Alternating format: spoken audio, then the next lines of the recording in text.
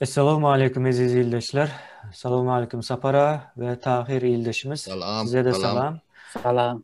Salam. İldeşimiz Tahir bizim o Levap velayetinden tarih talibi ve yukarı bilim vardır ve bize şu an aramıza koşuldu ve halkımıza Kavir Türkmenistan'ın yakın tarihi yani yakın tarihi diyende 90'cı yıllardan önkü Sovetler dövründen içine alıyor, ondan önküler hem o neme tarihlerimizi gurrun vermek için kıyıska o düşünüklü bir şekilde şonun yalak bir koşant koşmak niyetinde o yine Hemen bir vaktın önünde de egzamin var ya. Yanlış orada halk teredi otuyor. Yanlış yerini düdüdür. Oo. o Oo. öyle Tahir ildeşimiz o Ya, söz o söz, sizde. söz O sizden de söz sizde, Tahir. halkın kulağı sizde diyelim. Sağ ol, sağ ol. Selamun aleyküm.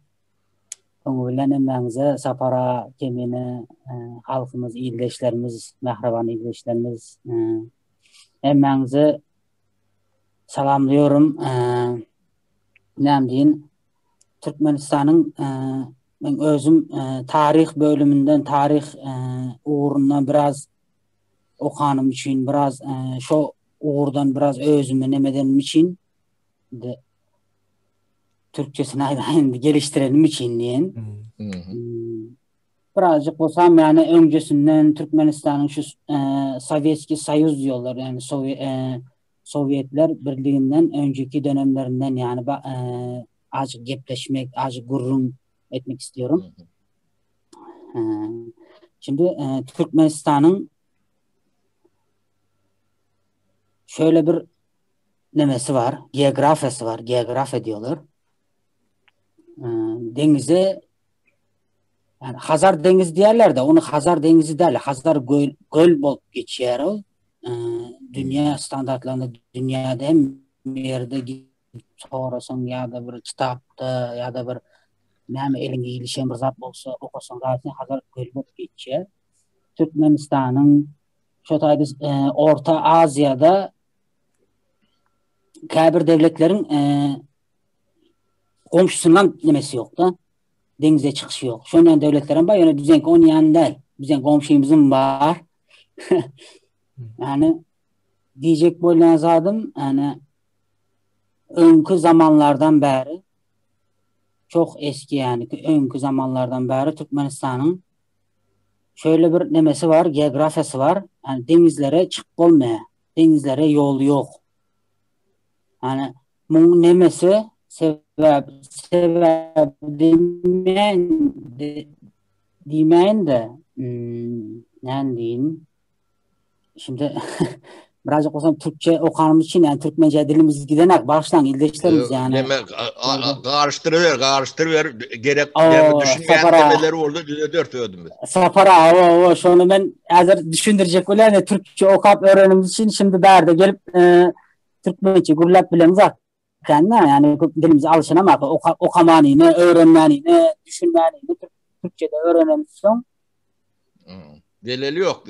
Türkmen dilem Türk dilem Türkmen dili. O hiç gidecek yok. O nemesi yok. Hemen bizim bir yerden geliyor. Türkiye nemeler var geliyor da ayça konazadım geografyası açısından Türkmenistan çok eski bir kültüre, çok eski bir tarihe eğiçliğe diye yani.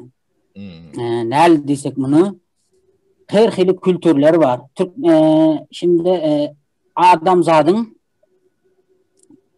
birinci başta ortaya çıkanında ne hile kültür bağ olsa anav kültürü değil ya da onun için onu hem mesela açıklayacak bolsan verdi aytacak olsan has uzun sürki de ildeşlerimizden hem deme olmasın mı? Anav kültürü mesela köhne kültürlerden eski kültürlerden Türkçe aydaysa. Köhne kültürler anav kültürü değil yani. O 4-5 bin yıllık demeler çıkıyor şu atları. Sapara. Sizin aydışınız yani şol Türkmenistan'ın geografiyasında çıkan yani Türkmenistan'ın hazırki günümüzdeki Türkmenistan Respublikası, Türkmenistan Cumhuriyeti içinde, ödüm Türkiye. çöllü. Bunun içinde. Separa aydışınız yani. Yani aytacak golyazadım şu tayda Türkmenler öňden bartdy. Näle bartdy? Şimdi bugünkü günümüzdeki yani Türkmenistan diýeriz, Özbekistan diýeriz, İran diýeriz, Tajikistan diýeriz, Kırgızistan diýeriz, Kazakistan. On yani nemede yoktu. O anlamda yoktu. Vardı ama näle bartdy? Şimdi halkımızın daha gowy düşünmesi için, has gowy düşünmesi için azıcık böyle üstüne basa neme diýär. Sapara bir hırnem etmem sizem. Bor. Ben hiç taat etmem. Berde nememiz bizim asıl maksadımız şu bizim fikrimizi halkımıza düşündürmek. Bizim şu düşüncemizi halkın düşüneceği şekilde, düşünceyi nemede halkımıza düşündürmek, halkımızdan ondan sonra bizlerden onat adamlar bulup geçsin diye de. Bizlerden hep has düşünen adamlar bulup geçsin. Ne diyorsun ha? Ayça kolyanzadım şu tayda öňden hazırki anlayışlan hazırki Türkmenistan, Kazakistan, Kırgızistan diye nemeler yoktu. Yöne beylikler diye, beylikler, kavimler diye. Ondan sonra Tire taypa. Tire taypa deyip yaşap yürün nemeler vardı. Türkmen tire taypaları. Onlar göçebe şekilde yaşayanlar. Onların şimdi ne eldiysem onların belli bir yaşayan yeri belli, kışın başka yerde yaşıyorlar. Yazda başka yerde yaşıyorlar. Nerede ot küp olsa şu tarafa gidip yaşap yürün adamlar yani bizim geografimizde. Ne çünkü bizim geografimiz şunun yani geografi kış katı soğuk oluyor. Yaz katı ısı oluyor. Şunu yani edip yani şimdi aytacak golyazadım Türkmenistan'daki Türkmenler şotaya Türkmenler olsun şotayda yani yaşayan tire tayfalar olsun hemmesi yani vaktin gelişi bilen yani şotaya tarih boyunca ne hasa Cengiz Han'ın nemesi var şotaya seferleri var ondan sonra Amr Temur'un nemesi var seferleri var başka yani bir sürü devlet kurulmuş şotayda İslam dininin ortaya çıktığından sonra Sasani İmparatorluğu, Abbasi İmparatorluğu kurulan şotayda Abbasi İmparatorluğu, Sasani İmparatorluğu Merv hazırki Marı velayetinin içinde galen Merv şehri şolar paytaht edilipdir. Sasaniler, Abbasiler şoların paytahtı olan Merv diyen yerimiz.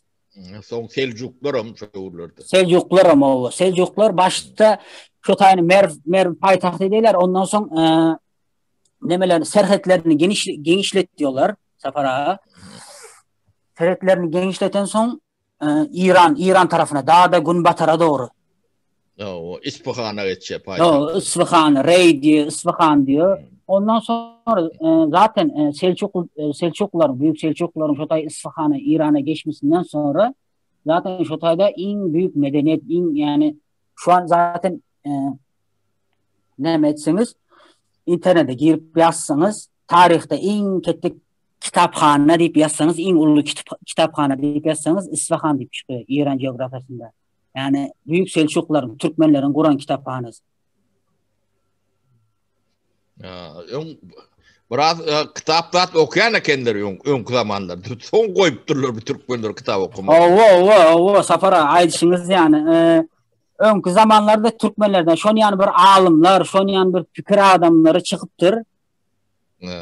Yani haysı koşku yazıyor, şiir diyeli Türkçe'de. Koşku yazıyor, haysı alım, haysı astronomik, yıldızları, ayları. Ağatlarının bayıtkıstır. Yani tahir, ağatlarının bayıt.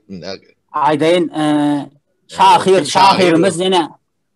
Şahirimiz deyip Mahtumkulu Pırağı ne? Ben size ne en yakın zamandan aydayın. Mahtumkulu Pırağı Türkmendir şu aslında Türkmendir. Yöne doğulan yöne İran geografyasında kaldığı için hazır günümüzde İranlı deyip yani İran özüne çekip durdu.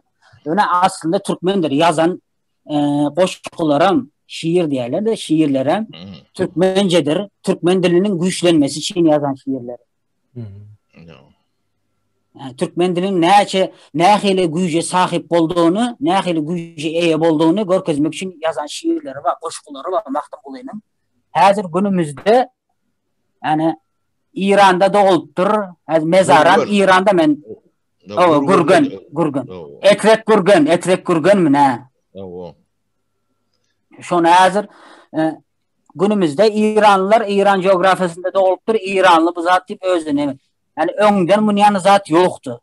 Yani önden Türkmenler bütün Orta Asya'nın yani bir kere şunu aydalı, bir gezek şunu aydalı. Ne diyeyim ben sapara size gepletmedim. Edine gepletin erteden beri. Yo, gurlever. Sen için ben ekrana çıktım. Ben gurleme Ay, için sağ ol. çıktım. Sağ olun.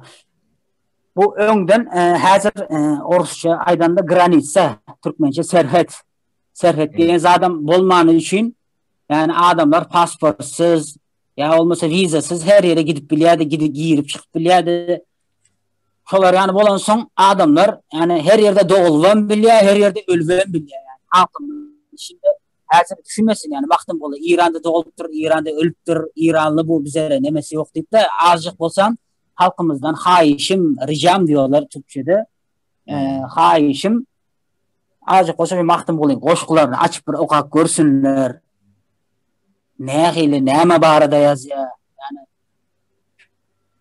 kim hakkında yaz ya ne şunu yaz ya birazcık olsam halkımızdan yani haişimiz şu tayda men özümün haişim azıcık olsam okusa görse birazcık gözünü açsa özünün tarihine aylanıp şey edip baksa neme digi neme deldigi neme içinde neme için deldigi hepsini görüp bile ondan sonra şimdi Türkmenistan yani men uzak yani tema hazır aytacak bunu yazdım yaman köp safara aytacak zadım Sen köp oğlukmadan aydı ver, biz yankı vaktını giyinirler, sen arkayın gurlever bir daha.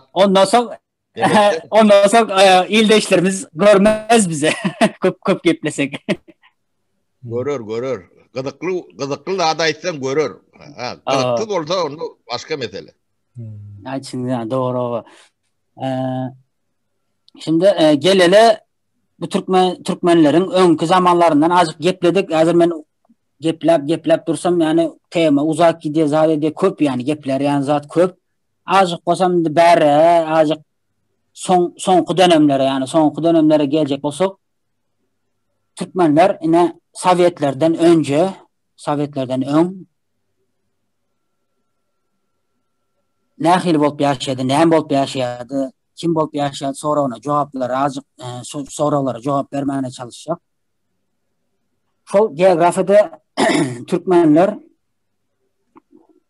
yine 19. yüzyıllar için 19. yüzyıl Sovyetlerde birleşmeden Sovyetlerde özüne resmi Sovyet Respublikası kurulmazdan ön Türkmenler yine şu yani kaydışım yani tire tayfa işte ne mi deyin bölük yaşadı. Anarda berde diyen yani yine de şu önkü yaşayışına devam ediyor. Ne için diyen de yine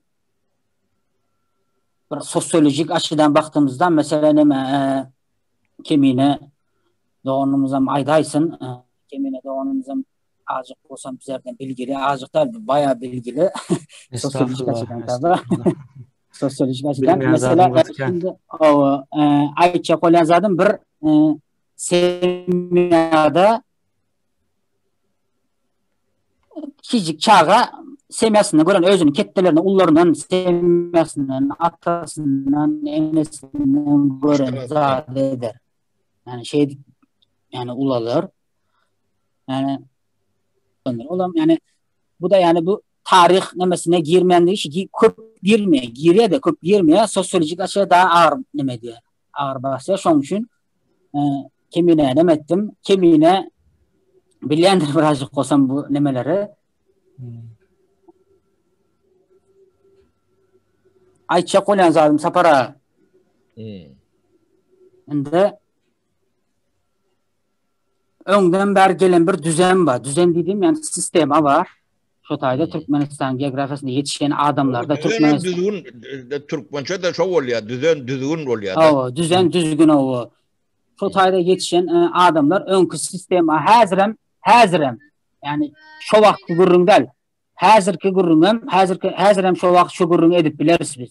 Hazırem Türkmenistan'a gitseniz silen semyanızda, maşkalanızda bir yerse bırak diyse oturduysa otur, turduysa tur diyeniz yani. Turyanız yani. Bu yamana ekranda ne tarihçiler ne guruluşu otuyor vaktin oldu tenem gıyıp dinle ne o tarih gurrun veriye nememiz illeşimiz tahir illeşimiz ne biz ekranına o böyle yengende Nurullah Dallan geliver. Buyur Tahir başla. Yok estağfurullah Sapara.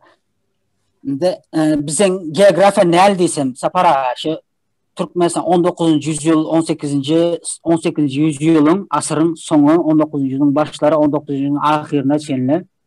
Şon yani düzenli yani ondan öngem şon yani ne hem şimdiyende bizim geografide yaşayan adamlar daşara yapık daşarıkı bolyan zatları daşarda bolyan zatları yapık. Nel yapık yani yankı in başta aydan temamıza ne medyasında dünyasında daşara hiç bir yol kesilen hiç hil denize nemesi yok. Yol kesilen Tahir Merstay'da biraz deme vereyim. Ben bilen maydayına onu yanlış orada diyorsun. Yok estağfurullah Sapara. Buyurun. Rahat şu Merv'den yani Mar'dan Bağdat'a çıktı. Bir tüllük deme var akende. Yani katlaşık var akende. Bir kevatlar bir hanlığa ya da bir neme değişli olanı bilenem şu dikaralıkta adamlar fiyahat ediyen kendileri. Uruş bilen ya beyleki bilen Timur gidip o Ankara'nın tuğruklarını uruş ediyor da. Samarkand'dan gidip o. Çocuklar buna ahli Anadolu'yu alıyorlar. Şu dövrlerde ne yol kesilmedik yani kervan yollar, tücari yollar, yani Yüpek yolu, Sapara, yüpek yolu.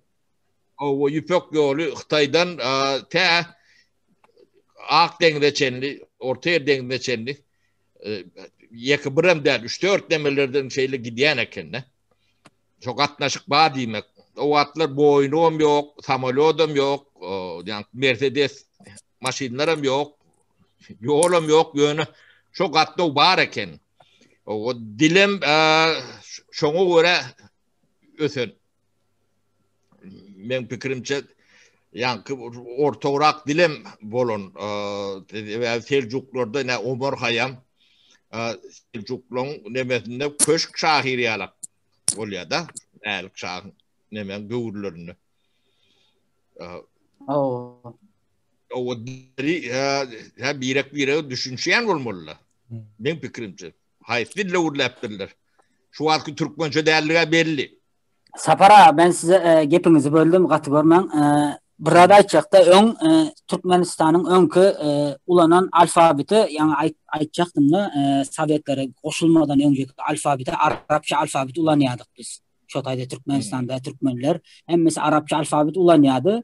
Şu Arapça tüm yani Türkler yani bütün Türkler şu dönemde yani Selçuklular olsun, hazırki Türkiye'nin geografyasında yaşap yören Türkler olsun, bizim geografyada yaşap yören Türkmenler olsun, İran'dakiler başından beri Arapça neme kullanıyordu. Emmesinin ortak nemesi vardı, alfabeti vardı şu vakitlarda. Arap. Yani berde aydiyanız siz düşünüş bilirdiler zat diyeniz yani o alfabet bir bolan son her hili düşünüş bilirler Sapara her hili ne hili yoldan olsun düşünüş bilirler alfabetten hem kim bir zada okusa düşünüş bilirler. Yani sen başka yani ben başka okarım siz başka okarsınız Sapara bir alfabetten. Öyle düşünüş bilirler yani o alfabet bir alfabet yani o konu harfın çıkış sesi bir. O harfı okarım da size bir okuyanız benim bir okuyan. Ha siz K deseniz ben K diyorum mesela. Doğru. Düşünüş böyleydi şu vaxtlarda. Gepinizi böldüm. Batman Sapara gepinizi böldüm. Yani yok yine Halmurad ağamdım geldi. Hoş geldin Samurad ağa. Naslar selamu aleyküm Sapar ağa. Selamun aleyküm Sapara, hoş geldiniz. Allah. Sağlık kurumçuluk ben. Ne şükür. ne tarihçi o iyileşimiz Türkmen'in tarihini görürüm var ya. O kimi dinleyet iyileşlerim dinleye. Yine Halmurad ağa şeyini çıkarmadan dinlil külek. Hamurad ağa bu iki Sapara bilen kemiyle kellesini arttım, sizden kellenizi ağırdayın biraz. Var. Hoş geldiniz abi. Sağ ol. Hoş gördük. İnşaat ayda O yani tarih aydı ver. şot ayda neme de bütün hem bakın bir nemen ulanıyor, alfabet ulanıyor. Alfabetin bir birleştirici gücü ol ya da. Yani düşünceni. Onu Fars alfabeti Araplarınki bilen denk değildir. Yok. Bir Sapara. Bir Sapara hazırım bir. O vaktlarda hazırım bir. Nahili bir alfabette 30 tane harf var diyseniz 28 tanesi bir, 2 tanesi Farslarda 3 kişi diyelim. Şunu yani diyelim. Nokot koyuyor. Nokotları zatları 3 kişi, solları 3 kişi. Kalan hem zaten bir. Hazırım bir. Menem bilen Sapara. Osmanlıca okumayın bilen. Osmanlıca okuyup biliyor musun kemine? O men bilen. Öğrenip bir vaatlar. Bizden tarih bölümünde Osmanlıca okuyup bilmesen geçip bilmiyorsun. Bölüm bitirip bilmiyorsun. Sen neme tahir burdadi bir demedipler Osmanlıca dili Türkmençe yakın mı değil mi? Osmanlıca mı? Yo. Osmanlıca Sapara aydeyin ben size yankı ortak neme dedim? Ortak alfabet zat dedim mi? Osmanlıca neredeysem şimdi Osmanlı Devleti kuruluşundan yani ilk yani kurulduğu dönemden itibaren yani kuruluşu yani 1299 deyip hazırlama diyorlar. 1299. Yılda kuruldu deyip zade diyorlar. Şoları kuranlarım Osmanlı Devleti'ni kuranlarım Orta Asya'dan bizim geografyamızdan göç edip ne için göç ediyorlar olur? Şu vakitlarda Cengiz Han'ın nemeleri var. Seferleri var Orta Asya devletlerine. Şu tayda hücumları var. Şu tayda kaçıp gelen demeyin de şu taydan Cengiz Han'ın sürülüp kaydılan şu taydan o sıkışıp şu taydan kaydan adamların şu hazırki Anadolu diyorlar. Önkü Anadolu hazır Türkiye Cumhuriyeti'nin geografisine gelip şu tayda özleri beylik kuruyorlar. İlk başında beylik kuruyorlar. Ondan sonra onlar gelmezden önce beylikleri vardı. Yani bir sürü Tahir şu tayda biraz demek girdeli. Selçuklular yankı Çin'i Cumhuriyet deme diyorlar Anadolu'yu alıyorlar. Allah. Adı Çinliyet diyorlar. Beylik Selçuklu devleti var. 1050. yıllar şeyle oluyor.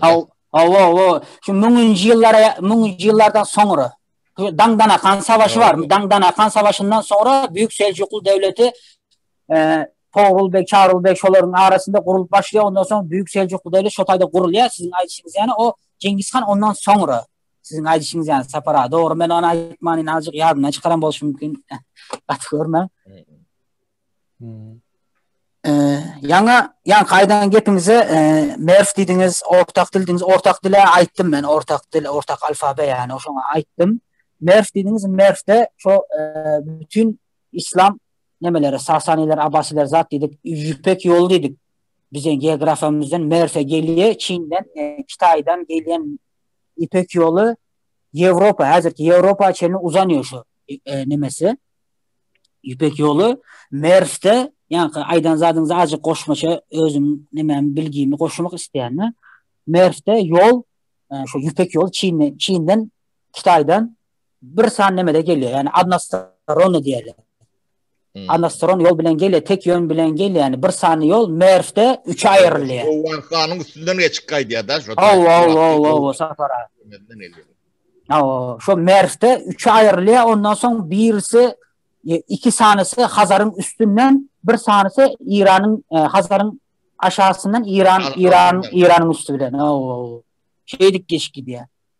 Yani şon yani çok yani onot yani ne diyeyim yani onot yani böyle özümüz bilen övünüp bilecek tarihimiz barka bize gidip başka yerden özümüzün tarihimizi öğreniyoruz zaten. Yine teret tahir şu Ovansan'ı kesiyorlar da yolu, yüpek yolunu kesiyorlar. Yani Ovansan'ı alıp kesiyorlar, ors kesiyorlar. Ondan sonra yüpek yolu yapılayandır. Onun katlaşık sonundan sonra kesiliyendir. Orsların temasının biraz kurun verecek. Orsların temasının nemmesi gelende, oçurdu gelende, sırası gelende az kurulda. Siz aydarın Safara. Kimine sen ne mi diyorsun bu temalar hakkında? Senin bir fikrin var mı? Önce okan zadın, gören zadın, eşten zadın var mı bu tema hakkında? Özün fikirlerini birazcık olsam Osmanlıca okuyan değilim. Görensin, eşidensin anardan, bärden. Ay Osmanlıca okap, günde okap öğrenmek bir vakt öğrendim. Şonun bilen kaldı da o. Onu yani kara dil diyen zat şon yani bir zat şöyle bir zat aydeyin dine bir zat aydeyin neyse açıkça koyan zat dil gepleşmesin, gürleşmesin, bir aranızda gürleşmesin, gepleşmesin yitip gidiyen zattır. Canlı tutmasan dili yitip gidiyen zattır. Sen her şeyle gepleşme, isat etme, dili ulanma, zat etme, başka yollardan canlı tutmana çalış, hiçbir şekilde yani canlı yani onu nemede yaşatamazsın. Doğru. Yani Türkmenistan'da şu an ahir atıyordun böyleyen bağışla veya şu olayet var da yani tiri tayba kendir. Onun yani gayetler arasında kommunikasyon koşukta. Yani gelim gidim. Şunun için şivelerin arasında epey tafavut vardır. Dilliyle zat bir 50 yıllap birek kontaksız olsa şu bir dilem olsa iki bölsen ütleyendir. Doğru. 50 yıldan sonra yankı iki ayrılan nemeni birek bilen tataşanına ütköşü ködüler çıkar. Dilin sonra alak bir heyet var ekenne. Ne? Sizin aytışınız yani hazır bir misal getirin. Misaldan değil de hazır günümüzde yani görüp gören zatımız yine aslında Türkiye'de Türkmenler in başında gelende hazır ki Türkiye'nin geografyasında gelende Türkmen deyip nemediler. Onları Türkmen değil yani. Anlardan yani göçüp gelenler zatlar derdi. Ondan sonra Osmanlı Devleti kuruluyor. Osmanlı Devleti'nin kurulan sonra biraz genişlemeye başlaya. Ondan sonra göçebeler var ya ne oyun zat bakıp görenler kışta ısı yerlere gidiyor, yazda mayıl yerlere gidenlere onlara göçebe deyip başlanıyor. Yani Türkmen deyip başlanıyor. Türkmen değil. Osmanlıca Yörük, Ekrat, Türkmen ondan sonra yani bir topar var. Safara hazır aytsan ben bärde hazır özüm şu hakkında bir topar zatlarım var şu tayda hem zatlar var şu Osmanlı'da da yani şu Türkmen nemesi şu taydan Orta Asya'dan gelenler zatlar yani başında başka nemediliydi. Başka heyli görülüyordu. Ondan sonra genişlep başlaya zat diye adamlar yani fikri üçgeye her hil nemeler üçgeye zat diye devletin yönetimi üçgeye işte padişahlar üçgeye padişah diyorlar bu nemede padişahlar. Her hil nemeler giriyor. Terminoloji diyorlar buna nemede bilim nemesinde. Her hili sözler giriyor da. Kedip yani Türkmen, Ekra aytışınız yani sizin aytışınızdan Safara yani ütkeşik nemeler giren.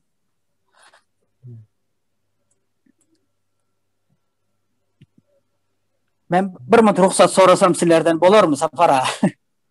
Bolya ruhsat Allah'dandır. Bir mut ruhsat şu neme var?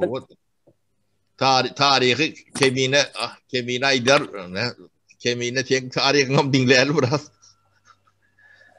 Safara men tarihim başkaçarak. Onun ýalyny emek bilmerin ýöne.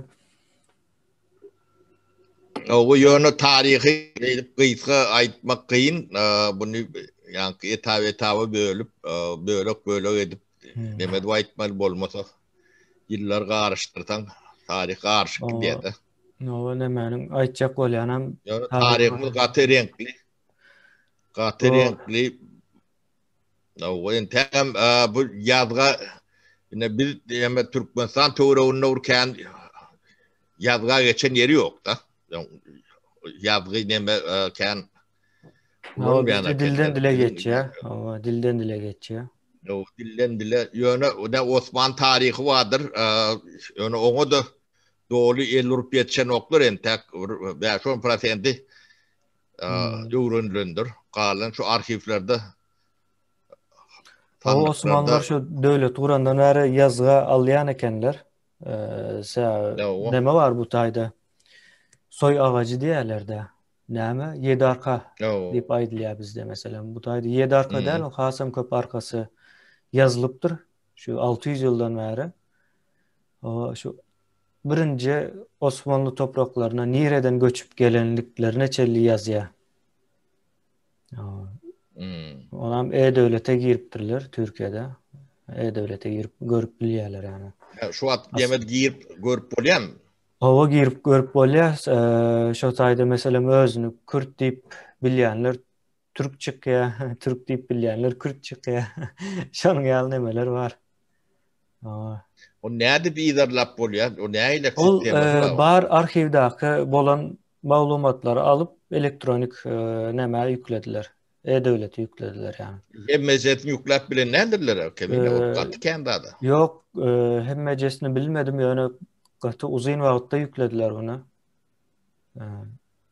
Ben gelen wagtlarym aýdylýar şunun ýaly zatlar üstünde işlenip dur diýip yani hazır nemetdiler yani 2 ýyl mı 2 ýyl 3 ýyl bundan öň yüklediler de şonu E-Devlet'e. Şu yüklän güne E-Devlet çöküpdi. Hemme kim gızıklanýar da aslında nereden gelenligini bilmek üçin. Şonuň ýaly. Kemine şoň nemetiniň aşak nemetine bir silkasyny goý, adresini goý. Yok, onu goýup bolmaýar, onu goýup bolmaýar, hemme kim öz E-Devletine girýär, şo taýdan görüp bilýär. Ol näme? Açyk maglumat däl. Onu Türk neme kimliği olmalı. Türk kimliği olmalı. Türk kimliği olmalı. Şondan. Hem şiir bilen ok. Söyleme. Şonuň ýaly ýanky nemede däm bar aýdyp geçen Tahiryň aýdyp geçen zatlaryny gysgaldy. Anadolu'a yani diňe durman göçler bolýar, tireler, taýfalar tarapyndan ve ulu hanlyklar tarapyndan hem göç bolýar ýa-da döwlet tarapyndan yani döwlet şeklinde göçler bolýar. Mesela Seljuk döwleti Konya'da Muriyara. O Seljuklu döwleti näme 3 aýrylýar da Anadolu Seljuklu diýip geçýär, Anadolu'ya gelenler. Mesela Osmanlı beyleri entek Anadolu'ya gelmänkä ýa-ni Türkiýe topraklaryna gelmänkä Seljuklar ýaşaýar o taýda. Hatta gelen wagtda Bilecik diýen ýerinde toprak aýrýar Osmanlılar üçin. Seljuklular. Soň Osmanlılar şu taýda ýoş wagtyň geçmegi bilen neme diýär? Yerleşip güýçlenip o döwlet şeklinde gelýär da hanlykdan, beýlikden geçip ondan soň şol ýoş yerleşip iň soňky häzirki Türkiýe ýagdaýyna gelýär. Ya Türkiýede häzir köp topraklaryny ýitiren ýagdaýynda Osmanlynyň asıl topraklaryny. O Ýewropadan gatykän ýer bar. Bu Wiener tarap goloýlar, Wiener töwereklerinden aýdýarlar da. Bulgaria diýilýär. Wagtky Wengeriýa, Rumynia, Ýugoslavia hemme Osman nemesinde bolmaly. 150-200 ýyl bolandyr. Ukraina'dan şonuň içinde. Ukraina'da şu deme şäherleriň ady bar, Türk şäherleri vardır nemen. Näme diýdiler? Krym şu Tatarların bolýan ýerlerde. Yo, Krymam molin ýöne beýlek nemelerim bar. İyi harp ölen başlaýar.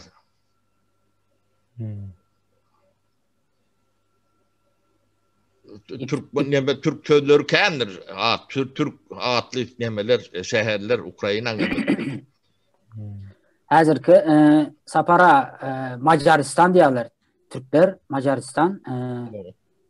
Şu taýda Vengriya bolýar da, onu aýdyp Vengriya bolýar. Türkçede Macaristan. Vengriyada häzir Türkçe sözler, Türkçe sözcükler yaman kän häzir sapara aýçyňyz. Yani şu öňkü Osmanlyň, öňkü Türklerin şu taýda bolanlarynyň izi şu taýda görülüp bilýär. Häzir hem siziň aýçyňyz yani Ýewropada bolsun, Çorny Moria, Kara Deniziň nemesinde bolsun, demir gazygynda bolsun, Dunay Türkler. Häzir Orsça bizeň garaň şonýan nememiz bar, türkleriň Türk bizeriň özümüz asyl bol Türk diýende men özüm türkmen zat diýip neme demem, Türk boýundan gelýär aslymyz özümüz. Türkçeden hani bildiğimiz ilk Türkçeden geçen Orsça geçen nemelerim bardır. Häzir men şu taýda aýtsam, bir iki sany nemesini aýdyn, Türk Orsça geçen Türkçeden Orsça geçen sözcükleri aýdyn. Mesela ben aýdyn çiburek diýen. Çiburek. Yine birisini men aýdyn onda sapara. Bagatir nemesi var. Bagatir diye sözcük var. Bagatir diýip. Bagatir diýip mesela Türklerde mesela armiya goşunyň başynda duran nemelere ofitserlere, serkerdelere bakatur diýilýär eken öňce. Bakatur. Şondan Orsça geçip bagatir bolup geçen. Şon yani Orsça geçen yaman kän sözcük var yani. Berde aýdyp dursak men şu günem birisini gördüm, bir kitapda okudum, häzir ýadyma düşmän. Da ýadyma düşse ýene gepiň arasynda bir goşuk goýarym. Yani familielerim vardır. Ne Suvorovçen, Uşakov, Suvorov, hemme Türkler. Hemmesi yani Türkçe nemeden geçen, Oruslara geçen yaman kän neme var. Söz var, aýdyşyňyz yani. Sözler neme tahir, biraz gaşadan 60-70% Türk çıkar o neme. Näme şindende sapara garaň Sovetler guruldy, bir güýçlendi, zat etdi. Sredni Aziýany, Orta Aziýany bir özüniň güýjüniň altyna aldy, zat etdi. Ondan öňjeki bir dönem bar. Ondan öňjeki dönemde Orta Aziýa Sovetlerden, Sowetski Soýuz SSR'den bile güýçlükdi yani. Näme şindende yani sürekli näme şindende yani Ýüpek ýolu var. Ýüpek ýolu şu taýdan geçýär. Ýüpek ýoluna yani mecbur Ruslar şu taýdan gelip yani alışveriş ýapýarlar. İşte özünün öndüren zatlaryny satýarlar, öndürilen zatlary satyn alýarlar. Şu taýdan yani ticaret ýolu diýilýär-de. Şu taýdan geçen, şu taýa gelip, şu taýa gelip giden zatlar, o Astrahan diýeniňiz sapara, şimdi gepiňiz yani gepden gep açylýar-da, berden tarih bolansa gepden gep açylýar. O Astrahan diýeniňiz meselem Ruslaryň sonradan açan nemeleri vardır, ticaret merkezleri diýerler-de. Kamerski nemeleri vardır. Olar sonradan açılan zatlar. Söwda merkezleri. Olar Sovetler gurulandan soň açılan merkezlerdir. Olar ondan önce yoktu sapara. Oruslarda ondan önce yani yoktu değil de bardı. On yani Sovetlerdeki yani neme deldi, aktif deldi yani. İşlemeydi. Onun yani nemesi yoktu, işlevliği yoktu. Sovetler gurulýar. Sovetlerden soň Sovetler yani bir topur milleti, bir topur yani etnik milleti emmesinin özünün nemesinde güýjünün elinin altında toplaýar. Mesela size aýdayyn, Özbekistan Sovetler gurulandan yıkılýan wagtyna çenle 91'de 90'larda yıkıldı. Yıkılýan wagtyna çenle paxta önümçülüğünde birinci meslet atdy. Birinci ýerde. Özbekistan. Özbekistan bilýän tahir. Aydın onda sapara. Yo men sen ait Özbekistan birinci, biz ikinci, Tacik üçüncü. He. Onu gidiyor. Yok yani aytça koyan zadım Sovyetler kuruldu, özünün gücü bilen kurulmadı. Özünün nemesi bilen, özünün ham madde diyeler bunlarda. Özünün yani elinde bulunan ham madde bilen bulunmadı. Bizlerin yani Türklerin, Türkiye Cumhuriyetlerin şu an aydan nemelerimiz Türkiye Respublikalarının koşantıları bilen, eden işleri bilen, yani işte paxta önümçülüğü, işte nebit gaz önümçülüğü, işte buğday önümçülüğü, şoları bilen, şoları satıp özüne pul işlep Sovyetler adam oldu diye yani halkın demesi bilen yani. Halk tavriyle öyle diyeyim.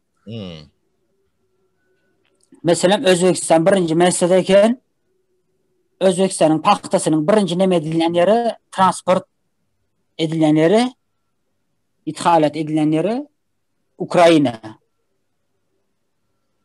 Ukrayna ne hemşin ediliyor? Ukrayna'da deniz var. Ukrayna'nın hemen nemesinde aşağısında deniz var. Denizden her tarafa gidip oluyor. Türklerde mesela Türkiye Respublikası kurulan vakti 1923'te kuruldu. Kurulan yılında Lozan Anlaşması diye bir anlaşma imzalandı. Biliyorsunuz mu? Yok mu? Şu Lozan Anlaşması bilen ondan neme Mondros Mütarekesi imzalandı. Olan denizleri bilen ilgililikte. Ondan sonra Lozan Anlaşması imzalandı. Mondros'un kadar has güçlü. Has güçlü ne güçlü? Karadeniz'deki gemilerin gidip gelişine, işte ticaret gemisinin, işte koşun gemisi, ticaret gemisi haysi vakitlarda ne vakitlarda geçmesini, emmesini nemeler var, maddaları var. Şotayda emmesini, madde emmesini açıklattırlar. Bu tarih neymişin yani şimdi ben tarih okanım son bildim de neymişin neme gerekli zat olanını neymişin bunu yani adamlar için gerekli adamın özünün bilmesi için özünün yaşap veren topraklarını özünün doğulan yani ulalan yerinin nehili bir önemi var nehili gerekliliği var ona bir ne okan son bildim ben ne bu zatları okap zat edip önkü zatları görüyorsunuz hem zat birbirinin yani önkü olan zat bir ondan son kubolyan zatın bir nemesi. Tetikçisi diğerlerde Türkçe yani ne? Türkmençesine yardıma düşüp bilmedi. Gerçi mi Türkmençe karıştır. Gepler patayım da katıyorum ben. Halkımız izin birleştirin sizlere katıyorum ben. Hem bolyan zatlar başında yani bir zat tetikleyen bir zat vardır. Şondan son bolyan zatların hem mesela şu birinci bolyan zatın izi giderliliğidir. Ayça bolyan zatın sapara. Tetik iterme demek de. İterme. İtme. Şu itme baştan itme. Ondan sonra hazır günümüze çenilen hazır şu izlerini, şu hazırki nemelerini, reaksiyalarını görüp oluyor. Hazırım görüp oluyor şunu.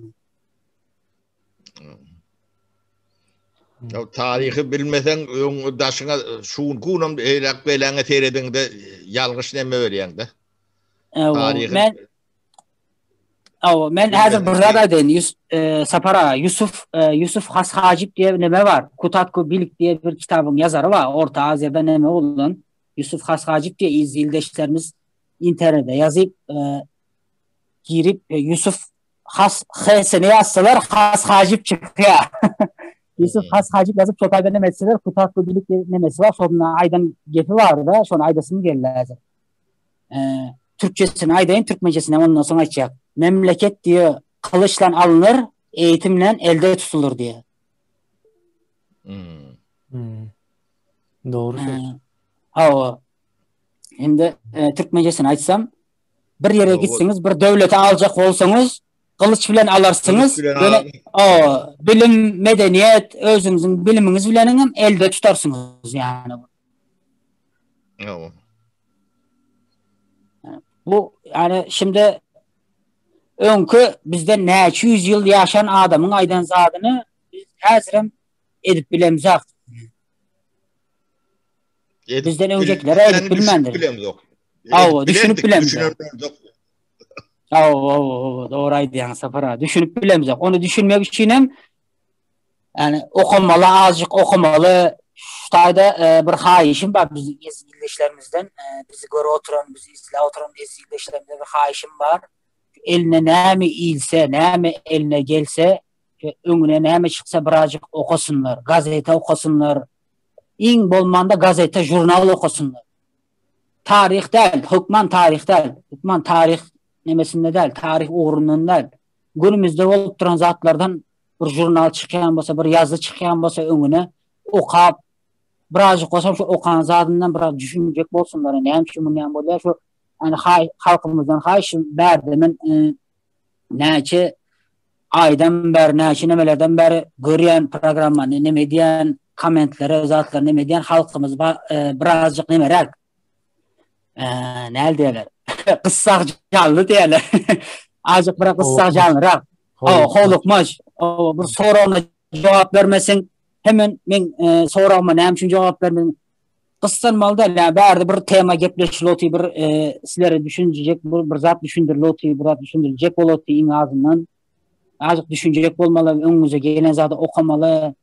Indi öňkü Türkmenistan öňkü biz öňkü biz däliz yani. Şonu birazjyk düşünmeli halkymız.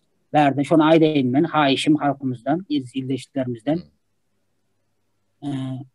Başga näme diýen? Yani başga aýtjak bolan zatlarym sapara men öňme şu notlarymı, zatlarymı çykaryp goýup durmam şu neme başlamadan önce göne efire başlamadan önce notlarym çykaryp bir topar zat var aýtjak bolan zatym indi köp uzak gitmesin diňe menem geplemän sizlere mazık dinleýän sizlere birazjyk goşaryn gepleriňiziň arasynda dip birazjyk bir gepleme duraýyn sizlere söz bereýin. Bunu şunu ýaly ediplerse tarihi gurrun örenlerine näten tarihçiler dinleýänsiň ekrandan menem ýygy dinleýän İlber Hojany dinleýän olar Murat Bardakçy var, ölüp giden ýaşlymyz var. Halil Nalcık. Halil Nalcık tağatlap 3-4 saatlap gurrun örenler tarih diýen zady ýöne böyle yüzle aydıp bolyan zat däldir tarih o. Yani bir 10 ýylyň, 20 ýylyň, 100 ýylyň nemesini gurrun öýär adam onu iki söz bilen ya bir saat, yarım saatyň içine sığdyryp bilen ok da. Yani şu wagt biz ýöne köp zadyň ýöne adyna agdak geçdik de. O tarih gurrun öýärdi bilen däl ýöne yani ýyllar döwürleri. Onu da ýem bir saat geçip barýar. Şoň üçin bunu ýörüýte temalara bölüp, yani bolmasa da periodlara, ýyllara bölüp peridaçylar etmelidir. Tarih iyili derletmelidir onun başından nemesini sen neme tahir sen tarihçi olsan taýinli gör o programmaňy düz bolýa de bir tapar o plan ýyllaň tarihi diýip şeýdip ondan dowam edip şu günlere geter.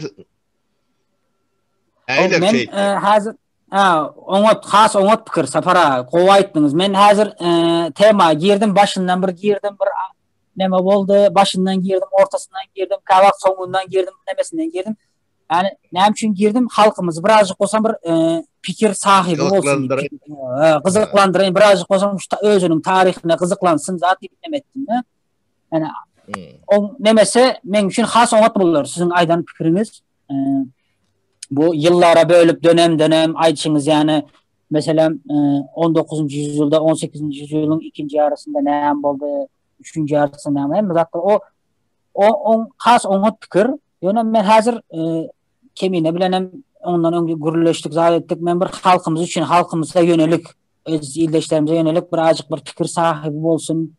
Şu bizeň näme pikir edýänimizi şurada geplep durus, näme üçin geplep durus, azık bolsam özümize gelmemiz için yani bir pikir bermäne çalışdym yani.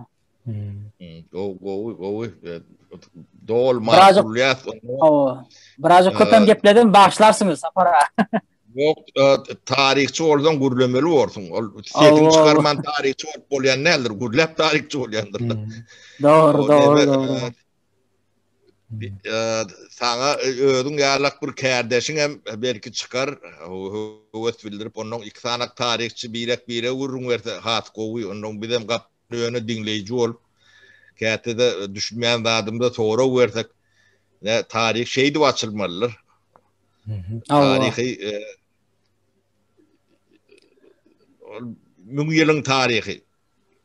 Bizlerin tarihimizi mün yıllık hasam ondan öncesinem gidiyor. Bizlerin tarihimizi berde neldiğin özüm nememe bizlerim şu sistemde sizlerim tapara şolarım sizlerim şu sistemde neme olsanız ulaldığınız zabettiniz Sovyetler sisteminde yani açık konulardan bizlerin tarihimizi Sovyetler Sovyetski Soyuz bizleri şu özünün gücünün elinin altına alan son bizlerin tarihimizi unutturdular bizlere. Bizlerin tarihimizi öz tarihimizi yadımızdan çıkarttılar. Mumbur kızıl yeme bir tane bir gen neme vereyin la. Öyle katı noktaki neme derler. O Dağıstan ne? Bir medeniyet neme vardır, merkezi vardır. Değil. O 500 yıl bundan önce şotaydı bolon. Yani Halmurat'la Oğuz'un ileri başında Halmurat. Dağıstan biliyorsun ya? Biliyorum. No. Şu arada şu internet çıkanca bile yoktu da. Hiç yerden beştim de. Onun yine de bir Uğudvoy deyip bir zat vardır Türkmen'de. Amderiyan köyünü akım yolu. Demek. O şu ne için yıllarda yolunu yutkoduptur. Şu tarih ya da nokta hiç yerde de. Hasan oluptur bu.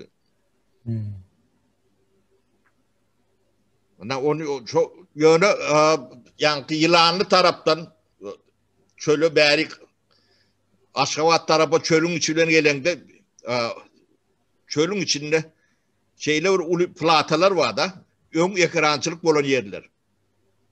Yüzler kilometre diye. Üst yurt diye o yerler. Yok üst yurt yok orada. O yankı Mangışlak tarafta da. Yani yılanlı edir ortasından ne diye. Şu yılandan bir 50-60 kilometre yukarı gidersin. Yani bu taraf görersin olun. Kallektörden geçip tek illik çıkar. Son şu at kavri böyle demettiler. Vaat deyip teyde yer açtılar da. Yani teyde bizim doğrumuzda teyde. Şu taylak sivilizasyon varan. Böyle yani kuyuda dövükleri, rahatları, üşüp yatan yerler var. Yani maşinli hiç neme ben çekin ben sürsem oluyor da düz yerler. Kartayalak arık geçen yerleri kadimi demeler bildirdi. Neyse bunun yıldır bunların o tayları yaşayış yer olup duruyor. Yaşayış yer olup durdu.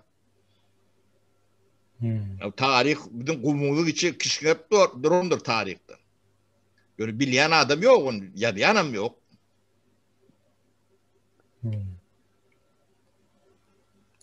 Biz tarihimizi düğünden bilemiyoruz.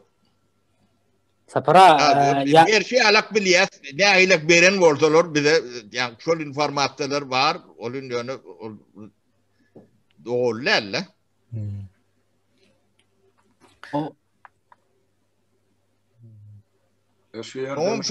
Mangışlak var.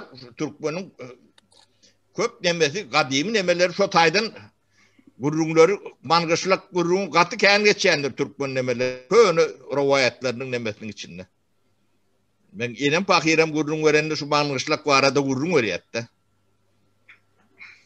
Olurum yani karılarının, yani atı babalarının eşlendirilirdi. Men aydan şutaydı da para ursatlar. İnsan mağnışlaktan oturdum men şutaydan son beyleka geçerine mağnışlakta şol bundan bir 120 yıl ozal jaylanın Türkmen yankı gonumçılık bir häzire selam suduru bar şolun. İki yaka Türkmen maşgallarım yaşap yor häzir mağnışlakta. Yani ol häzir ol Kazakistan'ın territoriyasında. Onu Mangustan diyelim. Yema ne için biz tarihimiz bilemez. Ben şu bilmem olan neslin vekili. Dadan pahir elbette ol Kur'an-ı Kerim'i yankı Maktumuli'nin goşgularını emede yankı argınarlı yankı Arap sözleri Arap basmasını elipbiini okan adam. Yani biz tarihimiz bilmeýänligimiz şol ılımly bilimli adamlar irki döwürde şol diňe Molla Ahun şular ýalylar bilen bolmasa ýazgyny başga adam bilen ýok. Onu bolup bilse 1%-ine de ýetenekde ahli iladymyz alamyzda. Şoň üçin bizim tarihimiz 100 ýyllyklaryň dowamyna Türk milletimiz tarapyndan ýazylmady. Men şey diýip düşünýän, ýazylan bolsa biziň elimizde bir zat ýeterdi. Bize nädip ýetdi? Ýani şol keminen aýdyşýaly bize şol ýanky rowayat görnüşini, hekayat görnüşini nesilden nesile geçýän formada dil üstü bilen gelip ýeten taryhymyz bilýär. Ýöne SSR ýykylandan soň ine dünýä öýtgedine internet zamany geldi, ine informasiýa dumly dostan çykyp dur, hana tahir illeşimiz aýdyp otur, ine bar şular ýaly maglumatlar bar, ine plan ýemelerde okasam bolýar, plan alymlar bar diýip taparaga dinläp otur.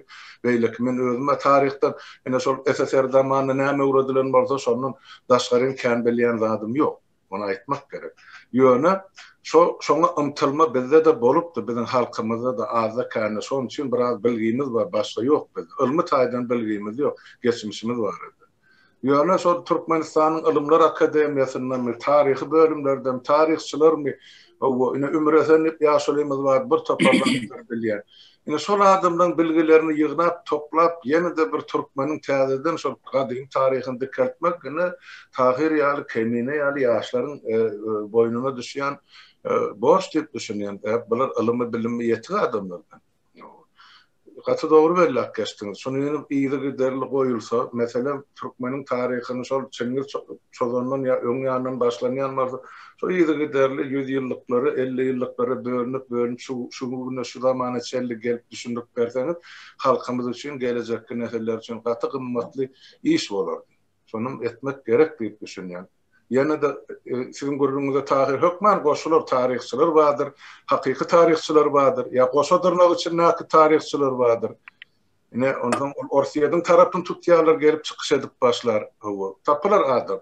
Ýani şu halka dogrusyny, hakykatyny ýetirmek gerek diýip düşünýär. Şonu biz gelejegimizi ýa gelecekki döwletimiziň düýbüni berk burup biler. Niýasyň döwrüne birazjyk ymtylma boldy diýip düşünýär. Ol diktatorym bolsa, şoň döwrüne aklymyň işi bar diýip düşünýär. Şol köňeki gadymky biziň gahrmanlarymyzyň adam çykardylar, bir zatlar ýazyp başladylar, şeňmi? Gorkutata diýdi, näme diýdi? Bir iki ýeke gymylly boldy da ýöne oňam şan, şöhratyň o geçmişiň adamlaryny adyny niýazy ýapyp başladylar da onu peýgamber derejesine ýetirip ýa terkerde derejede. Dogry aýdýaňyz. Halmyrada bärde aýlaryň adyny, meselem aýlaryň adyny berdi. Oğuzhan diýdi, Gorkutata diýdi, zat diýdi. O wara ýaman neme zatdyr bu. Näl diýin, ýani ýaman gowzatdyr. Ýani aýlara adyny bermesi özümizin tarihimize birazjyk ýani tarihimizi bilmemiz nemesinden ne? Şu azıcık bolsa bir tarihimizi ýatlatması açısından Oğuzhan kim bu? Oğuzhan näme üçin berildi? Yani halkın aňynda bir düşünce döretmek üçin yani birazjyk näme boldy? Yani onu düşünýän ba, düşünmeýän ba. Men mesela okuwda okap ýören wagtymyz yani bizim bilen deňler, bizden soňrakylar, bizim bir 5 ýyl öňjekiler, hatta 10 ýyl öňjekilerdir. Tarih sapagynyň doğrusun aýdaýyn, tarih sapagyny gelip ertir bir gün milisiýe boljak adam bizlere tarih sapagy öğretýär. O şol adamı men 5 ýyl soň gidip gördüm, milisiýe bolupýar. Bizlere tarih düşündiren, tarih sapagyny beren adam milisiýe bolup köçede maşynda aýlanypýar yani. Megalkaly maşynda aýlanypýar. Yani bärde düşünjek zadymyz bizlere o adamlara günümüz galmalyda özümüz azjyk bolsam, özümüň tarihimize azjyk bolsam öğrenmeli. Amrada. Yani özümüzün tarihimize özümüze eýe çykmaly. Azjyk bolsam men ýaňa aýtdym. Azjyk bir neme etdim ne? Yani halkymyza bir sap şeýne mesaj göndereýän neme boldu. Eline iýlen zady näme ýyse ilsin okusunlar. Birazjyk bolsam okusun. İki satır bir zat bolsun ya. 2 satır bir zat bolsa da okusunlar. Bir sözlem bolsun, 2 sözlem bolsun, okusunlar. Şu Türkmenistana değişli bir zat bolsa, tarihine bir zatına değişli bir zat bolsa, okusunlar. Azjyk bolsam näme diýin, özüniň taryhyna iyi çıksınlar. Yani çünkü bizlerin yaşap ýören geografiýamız häzirki Türkiýeň yaşap ýören geografiýasyna daha neme hasam bay geografi. Ayça golazym. Häzir Türkiýe o tariha bay. Mysal üçin yani. Häzirki Türkiýe, häzirki başga näme aýdyn? Ýewropa döwletleriň hemmesine. Sapara siz hem bilýänsiňiz muny neme dip az çok bilýänsiňiz. Men özüm neme diýin, biziň yaşap oturan geografiýamız biziň häzirki Türkmenistan bolsun, Özbekistan bolsun, şu Sredni Aziýa çoğunlukla Türkmenistan ýa şu Merfde gelýär. Merf häzirim Türkmenistan'ın köp yerlerinde kervansaraylar bardır. Sapara siz hem bilýänsiňiz muny, Hamrada kervansaraylar. Şo taýda Yüpek ýolundan gelýän düýelerin gelip şo taýda bir gün, 2 gün artık näçe gün bolýan bolsa, şo taýda durup demini alıp şo taýda naharyny zadyny iýip, yani häzirki gassinsa yani mehmanhana yani öňkü kervansaraylar. Yani şon ýany Kerki mari töwereklerine galan bolmagy mümkin. O bady olaram ýykylandyr şu wagt Türkmenistanda geň görmezat köni tarihi binalar galmady diýenler. O in garrysy näşe 48-nji 50-nji 45-nji ýyllaryň nemeleri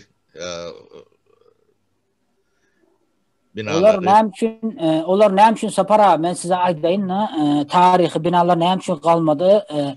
Biziň geografiýa bir çöl kägelik geografiýa bolan soň hemişe şemal bolupdy. Şemal bolup kägeler aňardan bäri göçýär. Onlar gömülük giden häzir. Gömülük giden zatlar köpsü. Öňkü zatlar bolan zatlar häzir ine bärde Türkiýede iň eski nemelere nemetdiler de bir kavim mi ne buldular da az adyny çykartdym. Şolary näçe metr aşakdan tapdylar da. Yani o näme depe diýerler şoňa? Göbekli tepe. Göbekli tepe diýerler.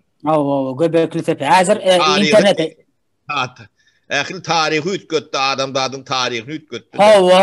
Eski tarihçiler var, hocalarımız var bizlerin çalışıp duran zatlarımız, edip duran tezlerimiz diye zatlarımız hemmesi diye suya düştü diye. Yani şu oruna tez yazıp duranlar da. 7000 ýyla daha gidýän bolmagy. Ayça Golazadym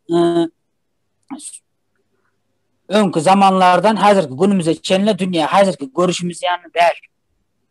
Yani häzirki görüşme dünýä bärde aňarda bir şemal boldy, tarihte yani sürekli bir uragan diye zat diye näme diýerler onu tööley bolýar, şemal bolýar ki biziň geografiýa aşağı oturan geografiýamız şemally bilen kägeli. Häzir siziň aýdan gepiniňizi aýdýanda sapara öňkü tarihi nemeleri bar zat diýiniňiz köpüsi gömülüp gidendir. Tapmak üçin hem hiç kim nemeden bar şonu tapçak, şu taýda şu vardı, şunun yanında şu vardı deyip aktarıp gözläp zady nemeden yok. Doğrusunu aýtsak. O da yok bolun ýöne bilämeli zatlar var da. Yani 2000 ýyl geçmedik yemeler emma da. Yine şu Dağıstan'ı ben näme çyktym. Şu taýda masif var da, Maşat Misriýany giden şu wagtky Türkmenistanyň ähli ekarançylyk ýeri ýeri var şu taýda. Öňüm ekarançylyk bolan etirek gurgun berýasy men pikirimçe şu taýyk ýetýän ekenne.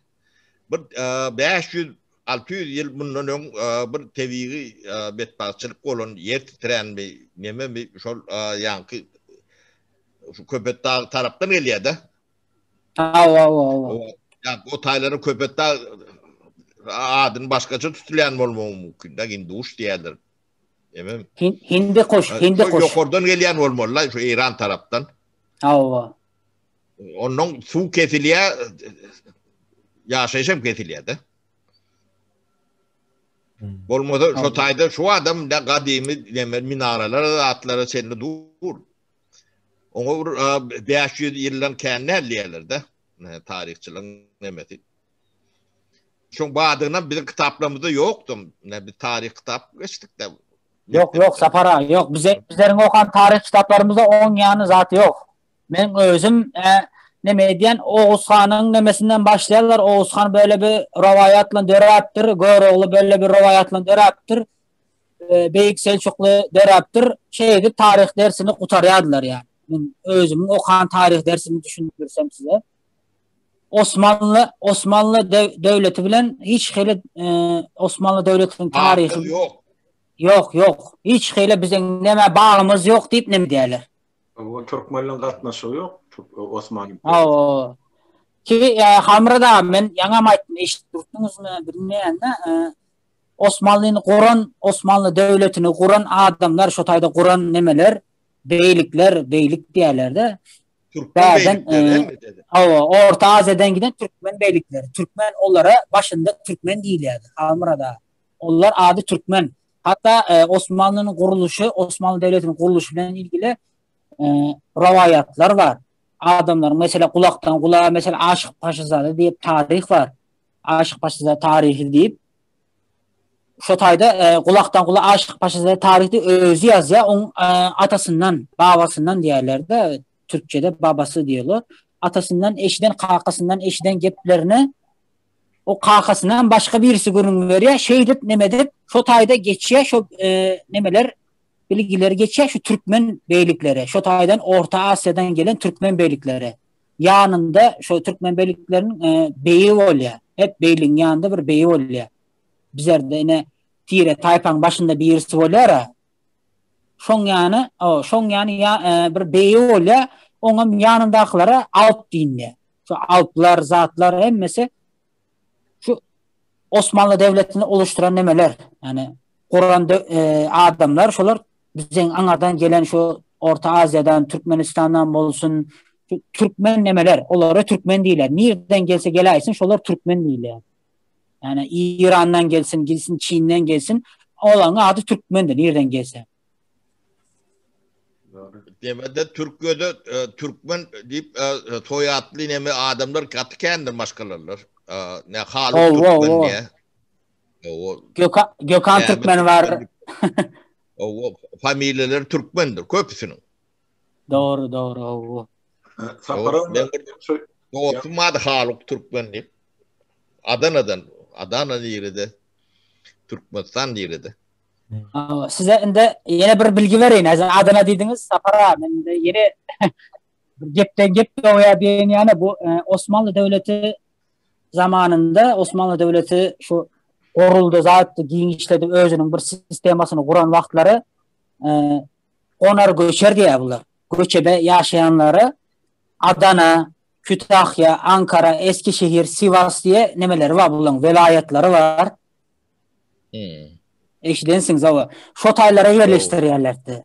Şotaylarda yerleşip şotayda şoların yaşaması için in elverişli in bir hayvanlarına bakmak, şu koyunlarını, ineklerini, sığırlarına bakmak için in onot diye şotaylar deyip şolara veriliptir. Bu adam var Albana. Sapara. Şu vaktan var. Şu vakta alem devam et görenler var şotayda. Türkmen özüne. Şu adam. Men özüm şotayda koyun bak veren birisiyle gepleştim. Türkmence gepleşeyim men bilen. Türkçe gepleşen. Ben kan geldim. Yani yörüklüm nemelerinde yatıp torup men kan mihman oldum. Şu Toros dağlarına çenli gittim ben. Adana çenli gittim. O sizin soyad dediniz ya familyası Türkmen olanlar şu nemeden geliyor. Adana'dan dediniz ya. Onlar Adana'da ondan beri Türkmen deyip ayıp gören zat. Bunlar da familya neyle? Bunlar da lakap değil de Türkmençe lakaplardan nemedik familyalar koyuluyor bunlar da. Lakaplar mesela kakası neme olsa tahta ustası olsa marangoz mesela şey değil ya. Tahtacı nemetlerin onlardan mesela sizin ayçinizden Adana'dan dediniz ya Türkmen mesela familyası mesela işte Kütahya'da ben özüm gittim, gördüm, zat ettim, yanıma geldiler. Zaten Türkmen ben bilen Türkmen misin deyip gepleşerler. O Türkmen dedim. Ondan sonra başta Türkmen misin diyene çeline Türkçe gepleştiler. Ondan sonra Türkmen diyen sonra ben bilen bir gram Türkçe gepleşmediler. Türkmence gepleşip buldu. Polnu Türkmençe bizden onot bile. Köne Türkçe bolýar. Hat yakin bolýar.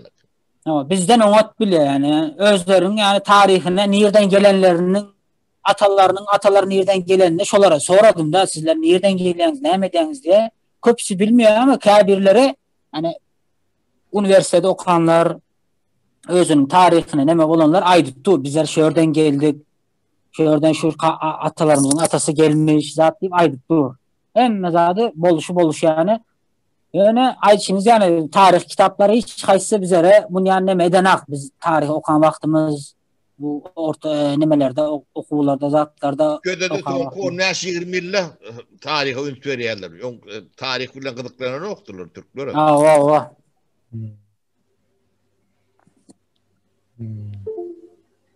Doğru. Tarih yani gepleşsen otarmaya bu. Safara, Halmrada, Kemine bu tarihi gepleşsen hazır iyileşlerimizin içi kısmasa mı erteri çenli gepleşerim tarih. Her temadan, her nemeden gepleşeriz berde. Sizlere ne geplersiniz, edersiniz. Özümüzün fikirlerimizi koşarız, sade ederiz. Yine bu tarih kurtarmayan zat bu. Günümüzde çenli yaşanıp zat ettiren zat kurtarmaya bu tarih. Yani, bunda şunu genel edelim. Biz bunu şu yakın Halmrada burada diýjek gormudan sözünü kesdik. Başla Halmrada. Başlarsınız Halmrada. Başlarsınız. Men şol Saparaň ýa-ni Meşedi Meseriýan arada aýdarlaryna men o Gyzyletrek bilen Gazancık aralygy Esengoly, Bogdaýly bir ýerleri kän aýlanan ýerler. Şol topraklar hakykatdan gadymy ýa adamlaryň ýaşan topragy. Bir ýerin pil bilen gatsaň öküýde de uçup durda ol menaratlar aýtmaň. Şol Meşedi Meseriýan topragy edil gargalan kıyaly subtropik klimaty bar. 90-njy ýylyň başlaryny 91-de bolsa bir hökümete biz emme Balkanly deputatlar bolup teklip girdik. Şo ýerleri Qaragum kanalynyň suw alyp ýokary çykaryp şo ýerlerde bagçylyk etmek bardy. Bir näçe owaları şäherlerde düzeltmek bardy. Hem Esenbola suw getirmek, hem Çelekene suw getirmek. Şular ýaly proýektimiz bardy. Bilmät men onu soň ol hökümet ýerine ýetirdimi, ýetirmedimi ýöne gyzyla gaplaýmaly topragymyz bar. Saparaga gaty dogry aýtdy. Şo ýerler hiç asan el urulmadyk topraklar. 92-nji ýyla çeldi. Soňra näme boldy men bilemem. Ýöne gaty gowy ýerler bar. Inni ýa-ni tarihim Halmrat gözüm jemläp aýtsam tarihli meselede tahir Kemine hakykatlaryň bir gün belläňde halky ýoşluk bilen düşünürüň watandaşlarymyň gelsin kim bilmeýän bolsa ine men bilmän otyrna size sorak berjek beýle adamlaryň berer. Näşe edip ýoş-ýoşdan öz tarihimizi ele alalım bir türkmenler bar. Şonu çapalım. Tawar şuň geleniň üçin tahir mene begenim Saparaga çağıranyň üçin ýoksa sağlamyň ugry ýokdy sen aýtdyň tarihçi geldi diýdim goý täze oglan gelen bolsa hem gutlaly hem görüşeli hem salamlaşaly beýle oturjun. Tawar. Sağ olun. Siz hem sağ olun Hamrada. Tahir birinji gün biziň diýinç günümizdi. Ana Kemine ne ýok ýaşurlar dedi. Birinji gün hem işlemeli diýinç günümüz ýok. Ne demiz var deyip biri neme etti. Bolmasa men bir ferma gitmelidim ýykmançylyga. Tygır ferma. Onu biz neme dele. Organizatör tarih günleri ýalyk. Belli bir günler. Tarih bir gün belläli Kemine aýdyşyň yani bir gün belläli şo gün bizim tarih gepleşmek günümüz bolsun. Halmrada, Safara, Kemine, Sendo, Nesip hemmemiz birlikde tarih gepleşeli şo gün bir gün belläli.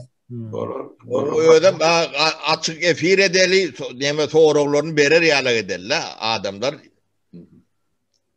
Ay bu bolsun. Bolar. Neme ýüzüň görkezeniňe çekinip ýörme onuň neme tahir. Ýok men owadan ýigitlerem adamlaryň halkyň görme nemesi bardyr, haky bardyr. O korkan da tip görmek bolmaz. Yok korkandan del de bizerem de berdi bir zatlar edip özümüz Safara özümüzün uğrumuza özümüzün nememizde bir zatlar edecek bolup edip ýörüz. Indi köp neme etmeli diýen şondan yani köp halkyň arasynda neme barışla etmeli. Tahir, yani tarihi sizin esası tarihçi hükmünü etjek zadynız halkymyza yitirilen tarihin gaýtaryp bermek. Şonu dip bilseniz, sağ olun. Wizipen iň uluzy şol, Awraýyňym iň uluzy şol. Başy işlerse goşulmak gerek hem-de. Tarihimizi gaýtaryp berin, bolşy ýaly aýdyp düşündirip berin halkymyza dogolluk dili bilen. Düşünürüp berseniz onu ine öz tarihimize eýe bolarsyň. Aýdanyz gelsin. Şu men iň bulu Awraýym, men ýany tarihçilerim şu men ýany okup bilen, şu daşarywda okup bilen iň bulu Awraýy şu özümüzün halkymyza tarihini, özünün tarihini düşündirmek iň bulu Awraýy. Berekellah. O tarihini söýdürmek.